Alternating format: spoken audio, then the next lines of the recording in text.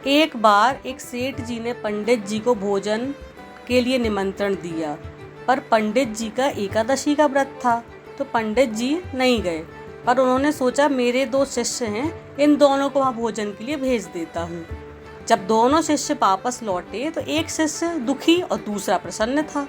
पंडित जी को बड़ा आश्चर्य हुआ कि एक मेरा शिष्य बड़ा दुखी है और एक बड़ा प्रसन्न है। उन्होंने पूछा, बेटा दुखी क्यों हो? क्या सेठ जी ने तुमको अच्छे से भोजन नहीं कराया? तो शिष्य बोला, नहीं गुरुजी। तो गुरुजी ने कहा, तो क्या सेठ ने आसन में अंतर कर दिया? क्या बात है, बोलो। शिष्य बोला, नहीं गुरुजी।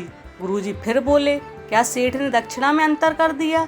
शिष्य बोला, नहीं गुरुजी, बराबर दक्षिणा दी, 2 रुपए मुझे और 2 रुपए दूसरे को।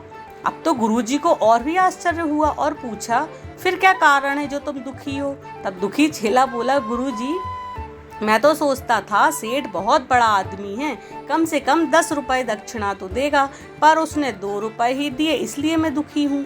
अब गुरुजी ने सोचा दूसरे शिष्य से पूछता हूँ कि तुम क्यों प्रसन्न हो? तो दूसरा बोला, गुरुजी मैं जानता था सेठ बहुत कंजूस है, 8 आने से ज़्यादा दक्षिणा नहीं देगा, पर उसने 2 रुपए दे दिए, तो मैं बहुत प्रसन्न हूँ।